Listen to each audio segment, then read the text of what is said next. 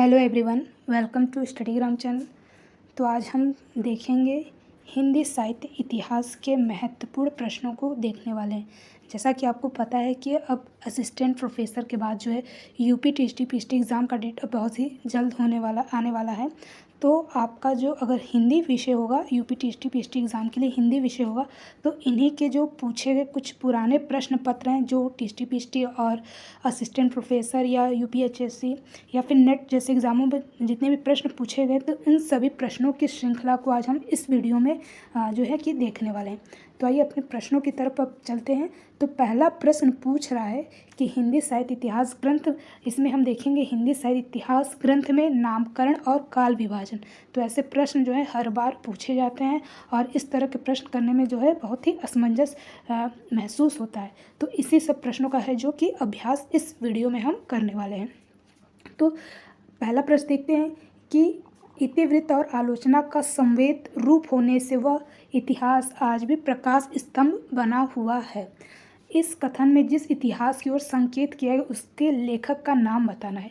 तो यहाँ पर एक पॉइंट दिया है कि इतिवृत्त और आलोचना का जो संवेद रूप होने से वह आज इतिहास में प्रकाश स्तंभ बन गया। तो ये जो है ये कौन जो है इस कथन को कौन उल्लेख करता है? तो इसका सही उत्तर देखिए, नीचे आंसर दिया है, तथ्यात्मक प्रश्नों के साथ इसका उत्तर दिया गया। तो इसका सही उत्तर है कि आचार्य रामचंद्र शुक्ल जी जो हैं इस इतिहास की ओर उल्लेख करते हैं।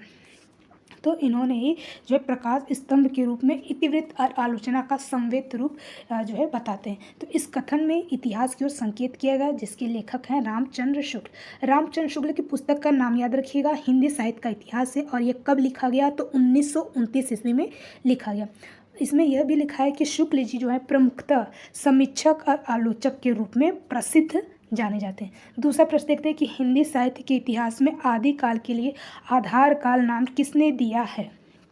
तो आदिकाल के लिए आधार काल नाम कौन देने वाले हैं? तो इसका सही उत्तर जो है देखिए ऑप्शन डी दिया है। तो कौन है? तो डॉक्टर मोहन अवस्थी। यानी कि आधार हमारा कौन होता है? मोहन होता है, यानी कि कृष्ण जी होते हैं। तो इस तरह से आप चीज़ों को याद करके रखिएगा कि आधार कौन है, तो मोहन है, अर्थात डॉक्टर मोहन अवस्थी जी। इसके कुछ और भी जो है विस्तृत उत्तर को देखते हैं कि हिंदी साहित्य के इतिहास में आदिकाल के लिए आधार काल का नाम कौन दिया? तो डॉक्टर मोहन अवस्थी ने दिया है। आदिकाल को आधार काल नाम सुमन राजे भी दिया है। तो दो लोगों ने जो है इस आदिकाल को आधार काल नाम दिया है। कौन कौन? तो मोहन अवस्थी जी ने, और जो एक लोग और देते हैं आधार काल नाम, तो कौन है? तो सुमन राजे। ये दो लोगों का नाम याद रखिएगा। आइए कुछ आदिकाल का नामकरण उसके नाम अप्रस्तुत प्रयोक्ता के रूप में जानते हैं, यानी किन किन आदिकाल के नामकरण को क्या क्या नाम करके जो है प्रयोग यानी कि उसका नामकरण दिया है। तो प्रयोक्ता के रूप में जॉर्ज गियर्सन जी आते हैं। इन्होंने आदिकाल को चारण काल नाम दिया है। मिश्र बंधु जी प्रयोक्ता के रूप में आदिकाल को आरंभिक काल नाम दिया है। और महावीर प्रसाद द्विवेदी जी ने जो है कि बीज वपन काल नाम दिया है। रामचंद्र शुक्ल जी ने वीर गाथा काल नाम दिया है। तो सबसे जो है मान्यता और किसका नाम लिया जाता है? तो हिंदी साहित्य के इतिहास में काल विभाजन के अंतर्गत रामचंद्र शुक्ल का वीर गाथा काल नाम ही प्रयुक्त रूप से बताया जाता है, यानी कि यही उपयुक्त माना गया है वीर गाथा काल को। राहुल सांकृत्यायन जी ने जो है आदिकाल को सिद्ध सामंत काल कहा है। आचार्य विश्वनाथ प्रसाद मिश्र जी ने वीर काल नाम दिया है। राम कुमार वर्मा ने तो दो नाम दिए, एक संधि काल और चारण काल नाम दिया। हजारी प्रसाद द्विवेदी ने आदिकाल को आदिकाल ही नाम दिया है। सुमन राजे और मोहन अवस्थी का पता चल गया आधार काल। एक है रमाशंकर शुक्ल रसाल, इन्होंने जय काल नाम दिया है, तो रसाल जी ने। आगे देखते हैं अगला प्रश्न हम देखेंगे। तीसरा प्रश्न है कि रामचंद्र शुक्ल इतिहास ग्रंथ में हिंदी साहित्य का इतिहास नागरी प्रचारणी सभा में प्रकाशित हिंदी शब्द सागर की भूमिका में किस शीर्षक से लिखा गया है? तो हिंदी जो शब्द सागर की भूमिका का नाम पूछा हुआ, उसका टाइटल क्या है, शीर्षक का नाम क्या है? तो हिंदी साहित्य भूमिका, हिंदी साहित्य परंपरा, हिंदी साहित्य अतीत, हिंदी साहित्य का विकास। तो इसका उत्तर है डी, अर्थात जो हिंदी शब्द सागर की भूमिका का नाम है हिंदी साहित्य का विकास। तो इसके कुछ और भी संबंधित जो उत्तर है उसको भी देख लेते हैं। तो रामचंद्र शुक्ल साहित्य इतिहास ग्रंथ में हिंदी साहित्य का इतिहास नागरी प्रचारणी सभा से प्रकाशित है और हिंदी शब्द सागर की भूमिका के रूप में हिंदी साहित्य के विकास शीर्षक से सन 1929 में प्रकाशित हुआ। हिंदी साहित्य की भूमिका कब लिखी गई? तो याद रखिएगा ये भूमिका लिखने वाले हजारी प्रसाद द्विवेदी जी हैं। कब लिखा गया ईयर भी पूछा जाता है, तो सन याद रखिएगा 1940 में हिंदी साहित्य की भूमिका लिखी है। और हिंदी साहित्य का अतीत जो है वो 2 भागों में लिखा। किन्होंने लिखा? तो आचार्य विश्वनाथ प्रसाद मिश्र जी ने। चौथा प्रश्न देखते हैं, a dictionary of English and Hindustani के लेखक का नाम बताना है। तो कौन है? तो इनके सही उत्तर है जॉन गिलक्राइस्ट हैं, जिन्होंने a dictionary of English and Hindustani के लेखक हैं।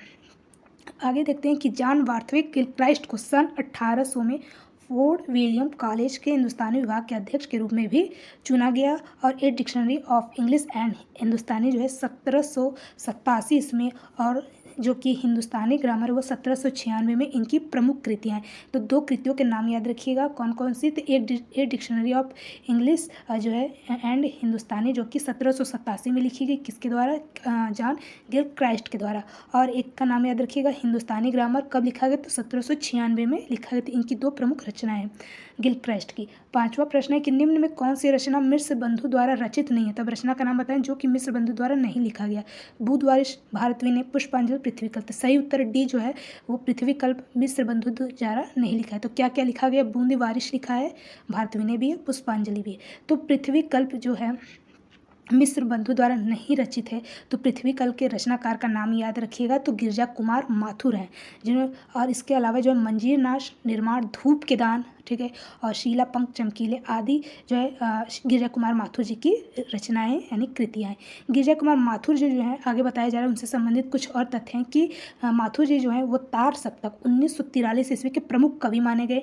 और भारत विनय पद्य है, अब बुधवारिश पद्य में, पुष्पांजलि गद्य पद यानी चंपू जिसको बोल सकते चंपू लेख है, नेत्रोन्मिलन आदि मिश्र बंधुओं की रचनाएं हैं। हिंदी साहित्य के इतिहास में समालोचना की दृष्टि से इनकी रचना हिंदी नवरत्न और मिश्र बंधु महत्वपूर्ण है।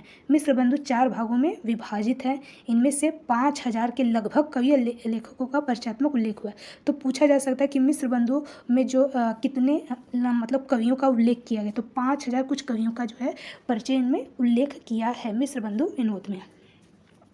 चलिए आगे प्रश्न देखते हैं। 5 प्रश्न हो गया। अब छठा प्रश्न देखेंगे। छठा प्रश्न है कि एशियाटिक सोसाइटी ऑफ बंगाल की पत्रिका के विशेषांक रूप में निकालने वाले हिंदी साहित्य का इतिहास कौन सा है? तो कौन सा है? इसका सही उत्तर देखते हैं, ए वाला है। अर्थात ए वाला क्या है? तो the modern vernacular literature of Hindustan जो है एशियाटिक सोसाइटी ऑफ बंगाल की पत्रिका के रूप में यह हिंदी साहित्य के अंतर्गत निकाला गया।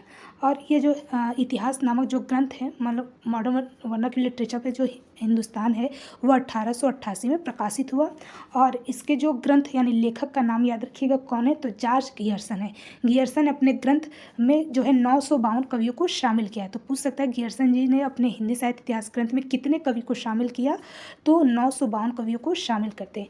आगे लिखा है कि इससे संबंधित उत्तर है कि डॉक्टर किशोरी लाल गुप्त जी ने the modern vernacular literature of Hindustan का हिंदी साहित्य का प्रथम इतिहास शीर्षक जो है हिंदी में अनुवाद किया।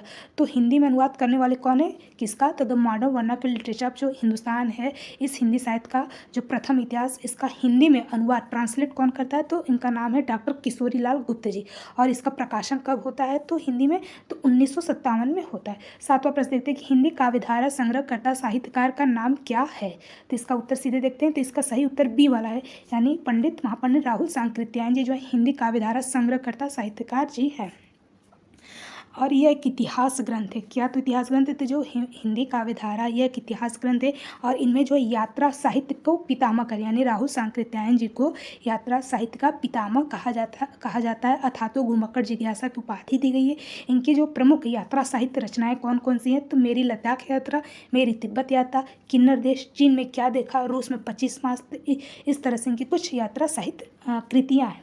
8वां प्रश्न देखते हैं कि इनमें से किसने जो हिंदी साहित्य में आदिकाल को, संधि काल तथा चारण काल को नाम 2 शीर्षकों में कौन विभाजित किया?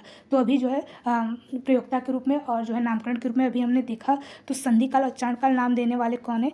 तो सही उत्तर इसका सी वाला होना चाहिए, यानी कि कौन है? तो डॉक्टर राम कुमार वर्मा जी हैं। आगे देखते हैं। तो ये चीज़ हमने अब देख लिया। तो अब आगे का प्रश्न देखते हैं। अगला प्रश्न देखेंगे। अगला प्रश्न है कि 9वां प्रश्न पूछा है कि हिंदी साहित्य का वैज्ञानिक इतिहास के लेखक का नाम बताना कौन है। हिंदी साहित्य के वैज्ञानिक इतिहास के लेखक कौन है, तो सही उत्तर डी है, यानी वैज्ञानिक इतिहास के लेखक गणपति चंद्र गुप्त जी हैं। और ये देखिए यूकेपीएससी लेक्चर में ये और जीआईसी पीएचडी में ये प्रश्न पूछा गया है। कब पूछा गया, तो एक बार 2020 में पूछा गया, तो एक बार 2009 में पूछा गया। तो वैज्ञानिक इतिहास के लेखक कौन है, तो गणपति चंद्र गुप्त जी हैं। और बताया जा रहा है कि ये जो वैज्ञानिक इतिहास है, हिंदी साहित्य का वैज्ञानिक इतिहास है, ये 2 भागों में बांटा गया। एक बार 1965 ईस्वी में जो है इसको बांटा गया, यानी 2 भागों में कब बांटा गया, तो 1965 ईस्वी में। आगे बोला जा रहा है कि राम स्वरूप चतुर्वेदी जी ने हिंदी साहित्य और संवेदना का विकास नामक इतिहास ग्रंथ लिखा। तो राम स्वरूप चतुर्वेदी जी क्या लिखते हैं, तो हिंदी साहित्य का संवेदना का विकास लिखते हैं। कब लिखते हैं, तो 1986 में लिखते हैं, 1986 में। राम कुमार वर्मा जी जो है हिंदी साहित्य का आलोचनात्मक इतिहास लिखते हैं। कब, तो 1938 में यह जो है प्रसिद्ध इतिहास ग्रंथ लिखते हैं। आगे देखते हैं नामवर सिंह जी जो हैं उन्होंने आधुनिक साहित्य की प्रवृत्तियाँ लिखी हैं। कौन कौन से आधुनिक साहित्य की प्रवृत्तियाँ के अंदर उन्होंने दूसरी परंपरा की खोज, आलोचना के मुख से जैसे महत्वपूर्ण आलोचनात्मक कृतियों की रचना की है नामवर सिंह जी ने। आगे देखते हैं जॉर्ज गियर्सन द्वारा रचित the modern vernacular literature of Hindustan 1888 को सच्चे अर्थ में हिंदी साहित्य का पहला इतिहास ग्रंथ माना गया है। तो पूछ सकता है कि सच्चे अर्थ में हिंदी साहित्य का पहला इतिहास ग्रंथ क्या है, तो सच्चे अर्थ में है modern vernacular literature of northern Hindustan. इसके ग्रंथकार कौन है, तो जॉर्ज गियर्सन जी है, जब 1888 में प्रकाशित होता है। 10वां प्रश्न है कि हिंदी साहित्य का वृहद यानी बहुत बड़ा इतिहास जो इतिहास ग्रंथ का प्रकाशन किया था, तो किस जो है किसके द्वारा जो है पत्रिका से यह प्रकाशित किया गया, तो उसका नाम बताएं। तो सही उत्तर 10वें का डी है। तो नागरिक प्रचारणी सभा काशी में जो है हिंदी साहित्य का वृहद इतिहास प्रकाशित किया गया। नागरिक प्रचारणी सभा से जो है हिंदी साहित्य का वृहद इतिहास का प्रकाशन 16 खंडों में हो चुका है।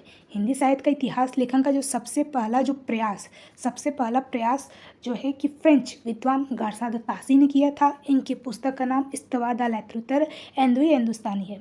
जॉर्ज गियर्सन अभी बताया गया कि modern vernacular literature of northern Hindustan 1888 सच्चे अर्थ में इसका पहला इतिहास ग्रंथ माना गया। अगर पहला प्रयास पूछे कि फ्रेंच विद्वान ने गारसाद तासी जी करते, और सच्चे अर्थ में कौन है, तो modern vernacular literature of northern Hindustani. Gierson ने अपने इतिहास ग्रंथ में कितने जो है कवियों को शामिल करते हैं, तो 952, और मिश्र बंधु जी 5000 कुछ कवियों को शामिल करते हैं। 11 प्रश्न देखते हैं कि हिंदी साहित्य जगत में मिश्र बंधु नाम से विख्यात लेखक कौन से सम्मिलित हैं, यानी मिश्र बंधु में कौन कौन से लोगों के नाम आते हैं, यह पूछा गया है। तो इसका सही उत्तर डी है। कौन कौन से लोग आते हैं, तो एक आते हैं गणेश बिहारी मिश्र जी, श्याम बिहारी मिश्र जी, सुखदेव बिहारी मिश्र जी। तो गणेश, श्याम और सुखदेव, ये 3 लोगों का नाम याद रखिएगा। आगे प्रश्न देखते हैं। तो अभी 11 हो गया। आगे प्रश्न देखते हैं। 12 प्रश्न है, तो यहाँ पर कुछ देख लेते हैं कि मिश्र बंधु विनोद नामक इतिहास ग्रंथ में देखिए ये 3 भागों में प्रकाशित होता है। जो मिश्र बंधुओं ने मिश्र बंधु विनोद नामक जो इतिहास ग्रंथ की रचना की वह 3 भागों में प्रकाशित हुआ, जो कि 1913 में और चौथा जो है 1934 में। तो 3 भागों में प्रकाशित किया 1913 में, और चौथा प्रकाशन हुआ था 1934 में। तो कुल मिलाकर 4 भागों में यह प्रकाशित किया गया। प्रथम 3 भाग 13 और चौथा भाग 1934 में। मिश्र बंधु विनोद में 4551 कवियों को, मतलब लगभग बोल सकते 5000 जो है कवियों को जीवन वृत्त वर्णित है, यानी 5000 कवियों का नाम शामिल किया। मिश्र बंधु ने रीतिकाल को क्या नाम दिया है, तो जो है मिश्र बंधु ने इसमें पूछा है कि रीतिकाल को क्या नाम दिया है, तो सही उत्तर बी वाला यानी कि अलंकृत काल नाम दिया है। आगे कहा जा रहा है कि मिश्र बंधु ने रीतिकाल को अलंकृत नाम दिया, तो आचार्य शुक्ल ने रीति ग्रंथ की प्रचुरता के कारण, क्या कह रहे हैं शुक्ल जी की रीति ग्रंथ की सबसे ज़्यादा अधिकता के कारण इसे रीतिकाल नाम दिया। विश्वनाथ प्रसाद मिश्र जी ने रीतिकाल को श्रृंगार काल नाम दिया, और शुक्ल रसाल जी ने इसे कला काल दिया। किसको, तो रीतिकाल को। सामान्यतः 17वीं सदी के मध्य 19वीं सदी के मध्य तक रीतिकाल की अवधि मानी जाती है। आगे कहा जा रहा है कि हिंदी साहित्य के इतिहास मतलब हिंदी साहित्य के आदि काल को सिद्ध सामंत युग नाम कौन देता है, तो देखिए इस प्रश्न पूछे गए हैं कई बार। तो सिद्ध सामंत युग नाम कौन दिया, तो देने वाले ऑप्शन डी यानी कि राहुल शंकरत्यायन जी ने हिंदी साहित्य को आदिकाल को नाम क्या दिया है, क्या नामकरण दिया है, तो सिद्ध सामंत युग नाम दिया है। कौन दिया? तो राहुल सांकृत्यायन जी ने। विभिन्न विद्वानों द्वारा आदिकाल का नामकरण इस प्रकार है। तो ये चीज़ें हमने पढ़ ली है। आगे देखते हैं 14 प्रश्न पूछ रहा कि हिंदी साहित्य और संवेदना का विकास किसकी रचना है। तो अभी हमने इसको भी देखा। तो कौन है? तो ऑप्शन ए यानी रामस्वरूप चतुर्वेदी जी हैं। कुछ देख लेते हैं कि जो हिंदी साहित्य और संवेदना का विकास है ये 1986 में प्रकाशित होता है रामस्वरूप चतुर्वेदी जी के द्वारा। भारतीय साहित्य के इतिहास की जो समस्याएं हैं वो 1987 में प्रकाशित होती है। किसके द्वारा? तो समस्याएं रामविलास शर्मा जी के द्वारा यह प्रकाशित होती है। हिंदी भाषा का जो विकास है वह डॉक्टर श्याम सुंदर दास जी के द्वारा प्रकाशित होती है 1924 ईस्वी में। आगे देखते हैं प्रश्न। आगे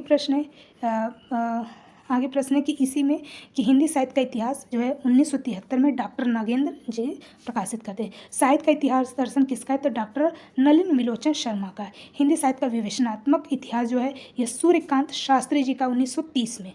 आधुनिक हिंदी साहित्य का इतिहास जो है 1934 में किसका है? तो कृष्ण शंकर शुक्ल जी का। मॉडर्न हिंदी लिटरेचर किसका है?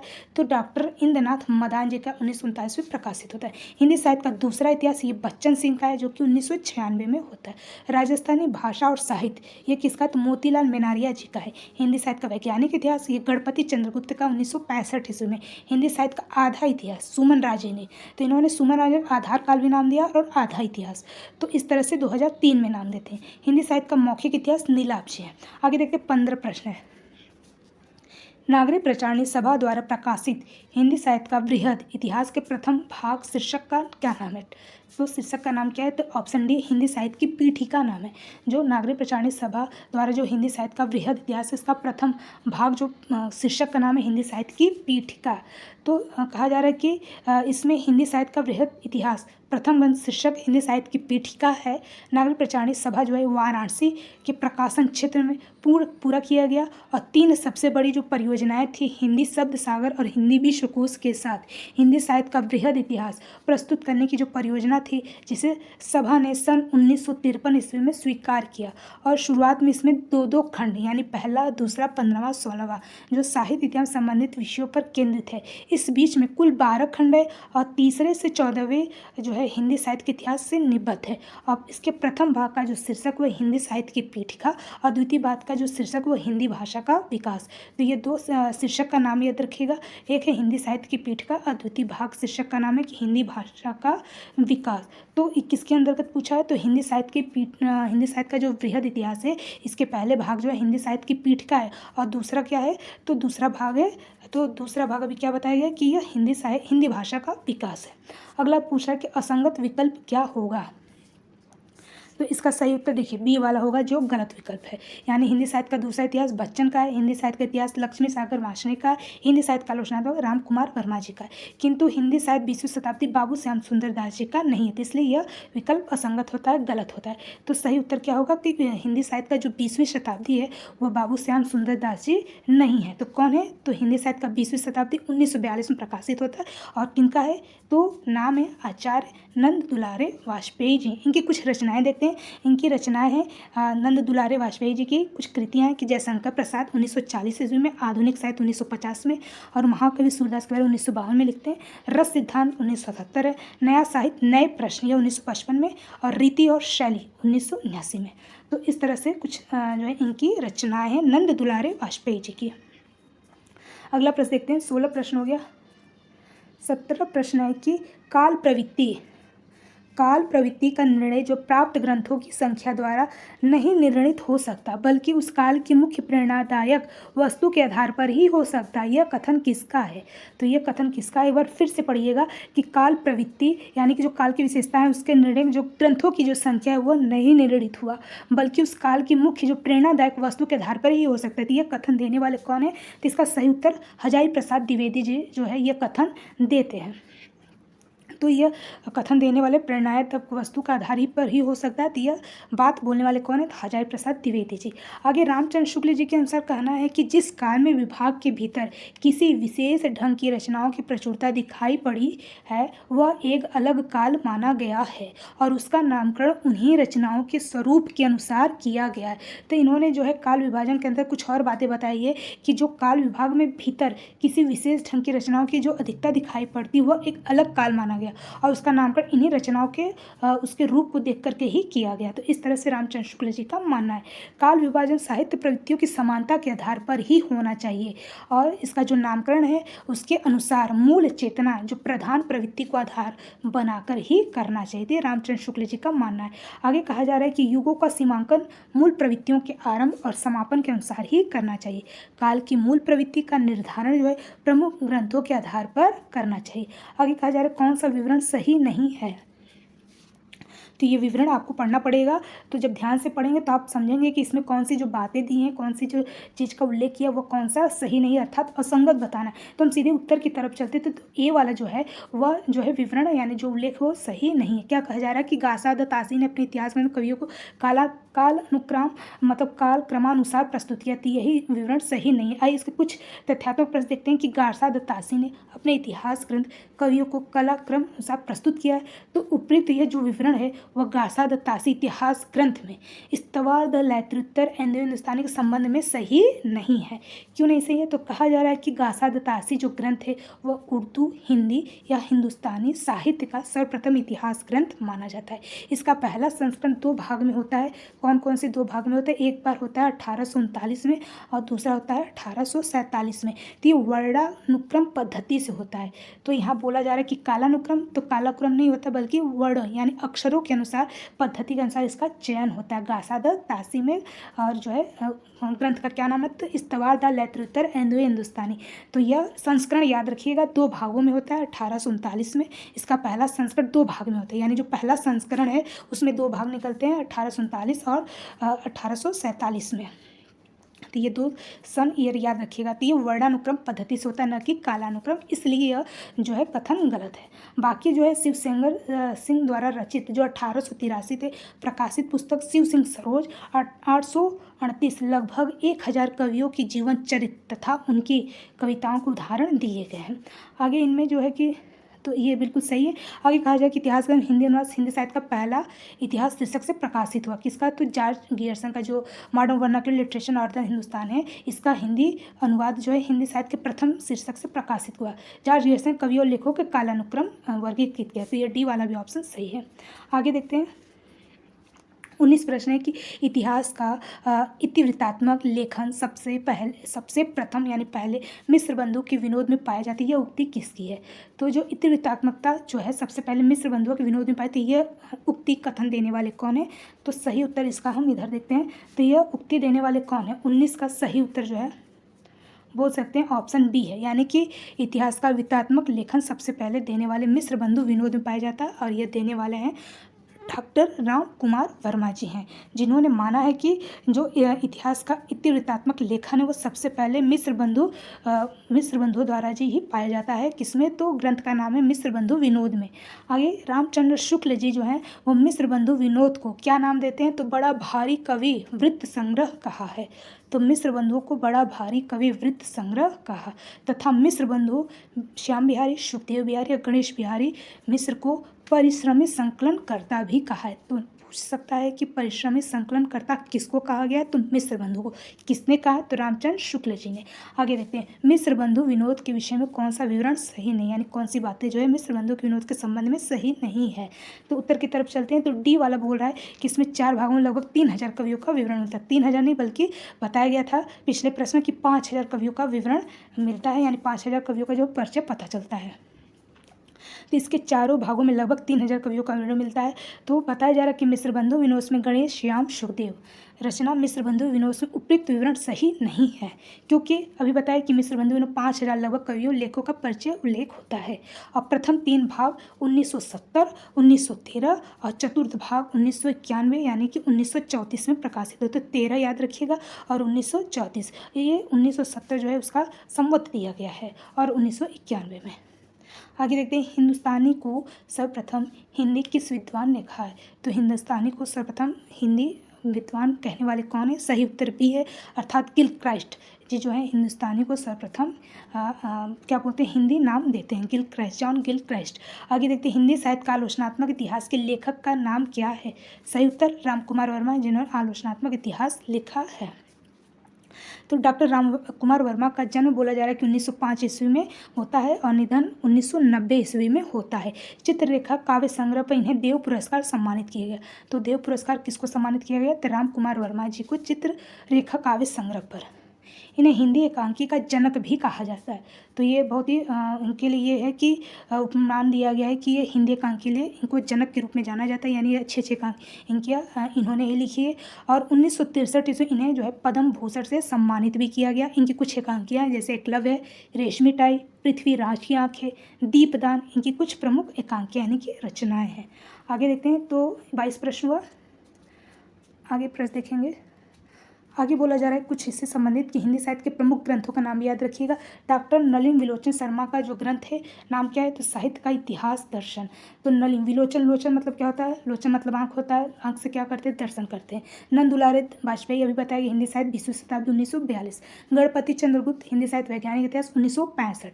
रामचंद्र शुक्ल हिंदी साहित्य के इतिहास 1929 में लिखते हैं। हजारी प्रसाद हिंदी साहित्य की भूमिका 1940 में लिखते हैं। आगे देखते हैं 23 प्रश्न। मैं इस्लाम के महत्व को भूल नहीं रहा हूँ, लेकिन जोर देकर कहना चाहता हूँ कि अगर इस्लाम न आया होता तो भी इस साहित्य का 12 आना वैसा ही होता जैसा आज है। तो यह जो है हिंदी के भक्ति आंदोलन के संदर्भ में यह कथन किसका है? कौन बोल रहा है? यह कथन देने वाले कौन है? तो सही उत्तर बी है, अर्थात हजारी प्रसाद द्विवेदी जी यह बात मानते हैं। तो उपयुक्त कथन हजारी प्रसाद द्विवेदी जी का है, जिन्होंने अपनी पुस्तक हिंदी साहित्य की भूमिका में हिंदी साहित्य भारतीय चिंता का स्वाभाविक विकास शीर्षक के अंतर्गत हिंदी के भक्ति आंदोलन के संदर्भ में कहा। तो ये चीज़ें याद रखिएगा, किस भूमिका में किस शीर्षक में अंतर्गत यह जो है कथन दिया गया है। तो यह जो है हिंदी साहित्य की भूमिका जो है पुस्तक में लिखा है, और हिंदी साहित्य का जो भारतीय चिंता स्वाभाविक विकास है, और शीर्षक का नाम यही है कि भारतीय चिंता स्वाभाविक विकास शीर्षक के अंतर्गत हिंदी के भक्ति आंदोलन के संदर्भ में ये बातें हजारी प्रसाद द्विवेदी जी कहते हैं। और हिंदी साहित्य की भूमिका लिखी कब जाती है? तो 1940 में प्रकाशित होती है। आगे कहा जाए कि रामचंद्र शुक्ल ने भक्ति को परिमार्जित, असफल एवं निराश मनोवृत्ति की देन माना है। यानी जो भक्ति काल आंदोलन है वह रामचंद्र शुक्ल जी क्या मानते हैं? तो भक्ति को पराजित करने वाली और असफल मानते हैं, और निराश मनोवृत्ति की देन मानते हैं। कौन? तो रामचंद्र शुक्ल जी मानते हैं। राम कुमार वर्मा जी क्या मानते हैं कि जो भक्ति आंदोलन है वह मुसलमानों के बढ़ते हुए आतंक ने हिंदुओं के हृदय पर हृदय के भय की भावना यानी डर की भावना उत्पन्न कर दी है, और इस असहाय अवस्था में उनके पास ईश्वर से प्रार्थना करने के अलावा और कोई साधन नहीं था। तब जो है भक्ति आंदोलन का उदय होता है। तो ये मानने वाले कौन है? तो राम कुमार वर्मा जी, जो कि भय की भावना के बारे में बताते हैं कि इसी कारण से उसका उदय होता है। आगे देखते 24 प्रश्न की रीति काल को सर्वप्रथम श्रृंगार काल नाम रखने का सुझाव कौन देता है? तो सही उत्तर देखेंगे तो बी है, यानी कि आचार्य विश्वनाथ प्रसाद जी ने रीति काल को सबसे पहले श्रृंगार काल का नाम सुझाव देते हैं। कुछ इसमें भी जो है विद्वान और नामकरण जो है प्रस्तुतता देख लेते हैं। तो जॉर्ज रियर्सन रीति काल को रीति काव्य कहते हैं। मिश्र बंधु अलंकृत काल कहते हैं। रामचंद्र शुक्ल रीति को रीति काल ही कहते हैं। रमाशंकर रसाल ने कला काल कहा है। विश्वनाथ प्रसाद मिश्र जी ने श्रृंगार काल कहा है सर्वप्रथम। आगे देखते हैं। तो ये प्रश्न हो गया था, 24 प्रश्न हो गया। 25 प्रश्न देखते हैं। आगे कहा जा रहा है कि 25 प्रश्न की गासा द तासी इतिहास ग्रंथ इस्तवार द लेतृत्व हिंदुस्तान का दूसरा संस्करण प्रकाशित कब होता है? तो दूसरा संस्करण प्रकाशित होता है 1871 में। लेतृत्व हिंदुस्तानी का दूसरा संस्करण 1871 में होता है। ठीक है, तो 1871 में दूसरा संस्करण प्रकाशित होता है। इसके दो भागों में होते हैं, एक 1839 में होता है, दूसरा 1847 में प्रकाशित होता है।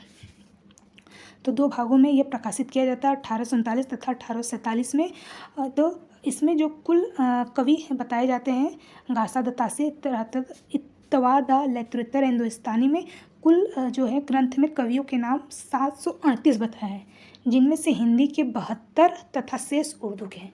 यानी कि जो हिंदी और उर्दू के कितने कवि हैं तो कुल मिलाकर 738 है, जिनमें से हिंदी के कवि केवल 72 है और बाकी शेष जो उर्दू के कवि हैं। यानी 72 केवल हिंदू के कवि पाए गए और जितने बच गए वो सभी उर्दू के, यानी उर्दू के समझ लीजिए ज़्यादा हैं। तो आगे देखते हैं। हिंदी साहित्य के इतिहास लेखन का सबसे पहला प्रयास है इस्तवार द लेतृत्व हिंदुस्तानी, जो कि फ्रेंच भाषा में गासा द तासी जी ने लिखा। आगे कहा जा रहा है कि जो इनकी पुस्तक है वह फ्रेंच भाषा में है। डॉक्टर लक्ष्मी सागर वार्ष्णेय ने गासा द तासी के ग्रंथ का हिंदी अनुवाद करते हैं। तो हिंदी अनुवाद ये तो फ्रेंच भाषा में लिख दिए, हिंदी अनुवाद कौन करते हैं? तो नाम याद रखिएगा, कौन है? डॉक्टर लक्ष्मी सागर वार्ष्णेय। और 1952 में यह प्रकाशित करते हैं हिंदी में अनुवाद करके। 26 प्रश्न है कि रामचंद्र शुक्ल हिंदी साहित्य का इतिहास पहले किस ग्रंथ की भूमिका के रूप में छापते हैं? कौन? तो रामचंद्र शुक्ल जी। तो ए यानी हिंदी शब्द सागर की भूमिका में जो है सबसे पहले छापने का कार्य करते हैं। कब करते हैं? 1929 में प्रकाशित होता है। हिंदी साहित्य के अब तक लिखे गए इतिहासों में रामचंद्र शुक्ल द्वारा लिखे गए हिंदी साहित्य का इतिहास सबसे प्रामाणिक माना गया और सबसे व्यवस्थित इतिहास माना गया है। तो किसको? रामचंद्र शुक्ल जी को। कहा जा रहा है कि तज़किरा, कुछ साहित्य इतिहास के प्रमुख ग्रंथ हैं कि तज़किरा इशूरा ये हिंदी 1848 में लिखा गया। कौन लिखा? तो मौलवी करीमुद्दीन ने। भाषा काव्य संग्रह 1873 में हिंदी साहित्य का प्रमुख ग्रंथ लिखा गया। कौन लिखे? लेखक का नाम महेश्वर शुक्ल। हिंदी साहित्य की भूमिका 1940 में हजारी प्रसाद द्विवेदी। हिंदी साहित्य का उद्भव और विकास 1952 में हजारी प्रसाद द्विवेदी। और हिंदी साहित्य का आदिकाल 1952 में लिखा। कौन लिखा? हजारी प्रसाद द्विवेदी। हिंदी साहित्य का वैज्ञानिक इतिहास 1965 गणपति चंद्र गुप्त। संवेदना का विकास रामस्वरूप चतुर्वेदी जी 1986 में। आगे देखते हैं 87 प्रश्न है कि रामचंद्र शुक्ल के अनुसार शिव सिंह सरोज में गिनाए गए ग्रंथ हैं। कौन कौन से गिनाए गए ग्रंथ हैं? रामचंद्र शुक्ल के अनुसार जी पूछा जा रहा है। तो गिनाए गए ग्रंथ कौन कौन से हैं? तो सही उत्तर ए वाला यानी पहला और दूसरा जो है वह शिव सिंह सरोज में गिनाए गए ग्रंथ है रामचंद्र शुक्ल के अनुसार। कौन कौन से? तो राम सतसई और कड़खा रामायण है। तो इस तरह से दो जो है ग्रंथ गिनाए गए हैं शिव सिंह सरोज के अंतर्गत। तो आगे देखते हैं सुमेलित करना है। 28 प्रश्न पूछ रहा है क्या है इसका सुमेलित। तो नीचे देख लेते हैं सुमेलित। पद्मलाल पुन्नालाल बख्शी का जो उनका ग्रंथ है वह हिंदी साहित्य विमर्श है। अयोध्या सिंह उपाध्याय हरिओद का जो ग्रंथ है इतिहास ग्रंथ वह हिंदी भाषा और उसके साहित्य का विकास है। हजारी प्रसाद द्विवेदी जी का याद हो गया होगा, हिंदी साहित्य की भूमिका। रामस्वरूप चतुर्वेदी हिंदी साहित्य का संवेदना विकास। आगे कहा जा रहा है कि अयोध्या सिंह उपाध्याय हरिओद द्वारा रचित प्रिय प्रवास को विद्वानों द्वारा खड़ी बोली का प्रथम महाकाव्य माना गया है। किसको? तो प्रिय प्रवास को। कहा जा रहा है कि पुनर्नवा तथा अनाम दास जी का जो पोथा है वह हजारी प्रसाद द्विवेदी का प्रसिद्ध उपन्यास है। 29 प्रश्न है कि हिंदी साहित्य का आदिकाल हिंदी का एक इतिहास ग्रंथ है। इस ग्रंथ के रचनाकार का नाम क्या है? तो हिंदी साहित्य का जो आदिकाल है एक इतिहास ग्रंथ, रचनाकार कौन है? तो सिंह हजारी प्रसाद द्विवेदी जी हैं। 1952 में प्रकाशित होता है। कहा जा रहा है कि हजारी प्रसाद द्विवेदी जी द्वारा रचित जो इतिहास ग्रंथ है वह हिंदी साहित्य का उद्भव और विकास 1952 में, भूमिका 1940 में लिखते हैं। रामचंद्र शुक्ल हिंदी साहित्य का इतिहास 1929। तो ये सब चीज़ें हो गया। आगे देखते हैं अगला प्रश्न देखते हैं 30 प्रश्न की राजस्थानी भाषा और साहित्य पुस्तक के लेखक का क्या नाम है? तो ऑप्शन बी है, ये तो हमने देख लिया था। तो मोतीलाल मेनारिया है, इनके पुस्तक का नाम राजस्थानी भाषा और साहित्य है। आगे देखते हैं तो इनके जो रचित अन्य कुछ साहित्य इतिहास ग्रंथ देख लेते हैं कि राजस्थानी पिंगल साहित्य भी है किसका? मोतीलाल मेनारिया जी का। जबकि हिंदी वीर काव्य 1945 में लिखा गया। और कौन है? तो डॉक्टर टीकम सिंह तोमर है जिन्होंने हिंदी वीर काव्य लिखते हैं। आगे देखते हैं 31 प्रश्न कि हिंदी के किस इतिहास ग्रंथ को किशोरीलाल गुप्त जी ने हिंदी साहित्य का प्रथम इतिहास नाम से अनुवाद करके प्रकाशित किया? तो हिंदी में कौन प्रकाशित करता है? किशोरीलाल गुप्त जी जो हैं हिंदी में साहित्य को प्रथम इतिहास बताते हैं और हिंदी में अनुवाद करते हैं। किस चीज़ को? तो कौन है? तो सही उत्तर देखिए डी वाला यानी modern vernacular literature of northern Hindustan, यानी जो जॉर्ज ग्रियर्सन जी का उन्होंने बोल सकते कालानुक्रम इतिहास में जो है वो लिखा है। तो जॉर्ज ग्रियर्सन जी हैं जिन्होंने उनका हिंदी में अनुवाद करते हैं किशोरीलाल गुप्त जी। और ये कब जॉर्ज ग्रियर्सन जी का प्रकाशन कब होता है? तो 1888 में होता है। किशोरीलाल गुप्त जी प्रकाशन कब करते हैं हिंदी साहित्य में? तो 1957 में करते हैं और हिंदी में अनुवाद करते हैं। और गासा द तासी जी का हो गया था लक्ष्मी सागर वार्ष्णेय जी का। कब करती हैं लक्ष्मी सागर वार्ष्णेय? तो 1952 में करते हैं, हिंदी में करते हैं। और आगे कहा जाए ए स्केच ऑफ हिंदी लिटरेचर 1917 में, इसके ग्रंथकार लेखक का नाम है पादरी एडविन ग्रिव्स। और ए हिस्ट्री ऑफ हिंदी लिटरेचर 1920 में लिखा। कौन लिखा? F.E. के ने। आगे देखते हैं 32 पर रामचंद्र शुक्ल ने रीतिकाल का समय क्या बताया है? विक्रम संवत के अनुसार पूछा है। तो क्या है? तो बी है, यानी कि 1700 से लेकर 1900 विक्रम संवत माना जाता है रीतिकाल का समय। कौन मानता है? रामचंद्र शुक्ल जी मानते हैं। रामचंद्र शुक्ल जी जो हिंदी साहित्य के इतिहास को 900 वर्षों के निम्नानुसार 4 भागों में विभाजित करते हैं, बांटते हैं। प्रत्येक कालखंड को समुचित नामकरण दिया। तो याद रखिएगा, जो आदिकाल जिन्होंने वीरगाथा काल नाम दिया, किन्होंने दिया? रामचंद्र शुक्ल ने। तो इसका संवत में बांटते हैं 10,050 से 1375 में बांटते हैं। फिर पूर्व मध्यकाल को भक्ति काल में बांटते हैं। कब? 1375 से 1700 विक्रम संवत में। उत्तर मध्यकाल को रीतिकाल नाम से हम बताते हैं और इसका विभाजन करते हैं 1700 से 1900 विक्रम संवत में। आधुनिक काल को गद्य काल नाम देते हैं शुक्ल जी। कब? तो इस संवत में बांटते हैं 1900 से 1984 विक्रम संवत तक। आगे देखते हैं 33 प्रश्न है कि किसने हिंदी साहित्य का इतिहास नहीं लिखा है? तो किन्होंने नहीं लिखा है, नाम पूछ रहा है। तो सही उत्तर पीछे देखते हैं। तो 33 का सही उत्तर जो है, किन्होंने साहित्य इतिहास ग्रंथ नहीं लिखा है, तो ऑप्शन सी है। यानी जो है डॉक्टर नगेंद्र जी जो हैं वह हिंदी साहित्य का इतिहास नहीं लिखते हैं, बल्कि क्या लिखते हैं? तो हिंदी साहित्य इतिहास ग्रंथ के संपादक हैं। तो हिंदी साहित्य इतिहास नहीं लिखते हैं, बल्कि हिंदी साहित्य का इतिहास ग्रंथ के संपादक करते हैं, न कि ग्रंथ लिखते हैं। तो जबकि रामकुमार वर्मा जी जो लिखित इतिहास हिंदी साहित्य को आलोचनात्मक इतिहास नामक ग्रंथ से लिखते हैं। हजारी प्रसाद द्विवेदी जी का तो 3 इतिहास ग्रंथ लिख देते हैं। हिंदी साहित्य की भूमिका 40, हिंदी साहित्य का उद्भव विकास 52, हिंदी साहित्य का आदिकाल 1952। लक्ष्मी सागर वासन ने हिंदुई साहित्य का इतिहास लिखते हैं 1952 में। तो इस तरह से सभी लोग जो हिंदी साहित्य का इतिहास लिखते हैं, लेकिन नगेंद्र जी नहीं लिखते हैं, केवल संपादक के रूप में जाने जाते हैं। 34 प्रश्न, किस इतिहास लेखक ने अपने इतिहास ग्रंथ में लगभग 5000 कवियों का विवरण दिया? तो अभी बताया गया मिश्र बंधु विनोद हैं, जिन्होंने 4591 कवियों का विवरण देते हैं। आगे देखते हैं, रामचंद्र शुक्ल ने इतिहास ग्रंथ में काल के नामकरण का आधार क्या रहा है? किसके अनुसार? शुक्ल जी के अनुसार इतिहास ग्रंथ काल में नामकरण का आधार क्या रहा है? तो ऑप्शन बी, युग प्रवृत्ति नाम दिया है। तो रामचंद्र शुक्ल इतिहास ग्रंथ में कालों का नामकरण युग प्रवृत्ति के आधार पर रखा। इन्होंने अपना जो इतिहास ग्रंथ हिंदी साहित्य का इतिहास विधेयवादी पद्धति पर लिखा है। इसका प्रकाशन 1929 में होता है शब्द सागर द्वारा। 36 प्रश्न की इतिहास लेखन की सबसे विकसित पद्धति कौन सी थी? विधेयवादी, वर्णानुक्रम, कालानुक्रम, समाजशास्त्री। तो सही उत्तर विधेयवादी पद्धति है रामचंद्र शुक्ल जी के द्वारा। तो इन्होंने इतिहास लेखन को विधेयवादी पद्धति का अनुसरण करके इतिहास ग्रंथ लिखा है। फ्रेंच विद्वान कहा जाए कि फ्रेंच विद्वान तेन ने विधेयवादी पद्धति को सुव्यवस्थित सिद्धांत के रूप में स्थापित भी किया था। किसने किया था? तो फ्रेंच विद्वान तेन ने। आगे कहा जा रहा है 37 प्रश्न है कि हिंदी साहित्य का इतिहास दर्शन ग्रंथ के लेखक कौन है? तो बताया गया है डॉक्टर नलिन विलोचन शर्मा जी जो हैं हिंदी साहित्य इतिहास दर्शन के लेखक के रूप में। और ये जो प्रश्न हिंदी देने के कारण त्रुटि थोड़ा गलत हो गया, तो इस वजह से इसको आयोग ने प्रश्न हटा दिया था। तो ये पूछा गया था 2016 में असिस्टेंट प्रोफेसर मतलब यूपीएचएससी एग्जाम में। आगे देखते हैं 37 प्रश्न हो गया। अब आगे देखते हैं कि विजेंद्र स्नातक, इनके ग्रंथ का नाम भी याद रखिएगा। हिंदी साहित्य के इतिहास है नामवर सिंह जी का। दूसरी परंपरा की खोज इनकी ग्रंथ है। विनय मोहन का हिंदी साहित्य का अभ्युत्थान है। आगे देखते हैं भारतीय साहित्य की भूमिका लेखक कितनी बार बताया गया है, तो कौन है? भारतीय साहित्य की भूमिका जो लेखक है, देखिए वो हिंदी साहित्य की भूमिका थी, तो किसका था? हजारी प्रसाद द्विवेदी। यहाँ पूछा भारतीय साहित्य की भूमिका, तो थोड़े से प्रश्नों में अंतर है।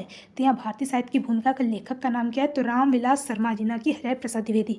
तो भारतीय साहित्य की भूमिका लेखक हैं रामविलास शर्मा जी। अन्य पुस्तकें रामविलास शर्मा जी की कौन कौन सी थी? भारतीय सौंदर्य बोध है, तुलसीदास हैं, लोक जागरण है, हिंदी साहित्य, परंपरा का मूल्यांकन है, दूधनाथ सिंह का सपाट चेहरे वाला आदमी है, कहानी संग्रह, निराला का आत्महंता, आस्था आलोचना आदि में लिखा है। तो इस तरह से कुछ रचनाएं हैं।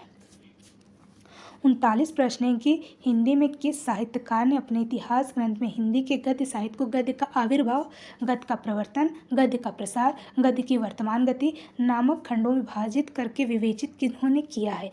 तो सही उत्तर ये सब कहने वाले कौन है गद्य के संबंध में? तो रामचंद्र शुक्ल जी हैं, जिन्होंने अपने इतिहास ग्रंथ में हिंदी गद्य साहित्य को गद्य का आविर्भाव बताया है, गद्य का प्रवर्तन बताया है, गद्य का प्रसार बताया है, गद्य की वर्तमान गति बताई है। तो इस तरह से नामक खंडों में अलग अलग इसको विभाजित करने का विवेचन रामचंद्र शुक्ल जी का श्रेय जाता है। 40 प्रश्न है कि हिंदी साहित्य के उत्तर मध्यकाल को कलाकाल नाम देने वाले विद्वान का नाम क्या है? तो देने वाले कौन है? कलाकाल। उत्तर मध्यकाल यानी रीतिकाल को कलाकाल नाम कौन देते हैं? तो रमाशंकर शुक्ल रसाल जी हैं। तो इस तरह से कलाकाल नाम देते हैं।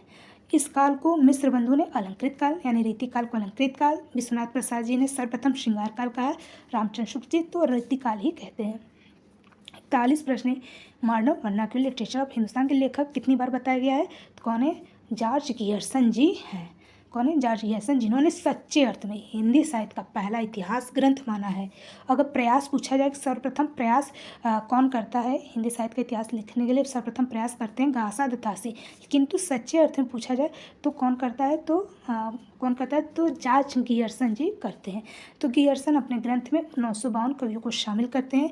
और हिंदी में अनुवाद करने वाले कौन है इनके? तो किशोरीलाल गुप्त जी हैं, जिन्होंने हिंदी साहित्य का प्रथम इतिहास शीर्षक हिंदी में अनुवाद करते हैं। और ये कब करते हैं? इसका प्रकाशन होता है 1987 में, किंतु जॉर्ज गियर्सन जी करते हैं 1888 में। तो कुल हमने जो है 40+ प्रश्न आज हमने इस वीडियो में देखे हिंदी साहित्य इतिहास संबंधित जितने भी प्रश्न पूछे गए हैं पुराने प्रश्न पत्रों के माध्यम से। तो कुछ ऐसे ही प्रश्नों को हम लेकर के आएंगे नेक्स्ट वीडियो में। तो अभी के लिए इतना ही, मिलेंगे नेक्स्ट वीडियो में, तब तक के लिए जय हिंद।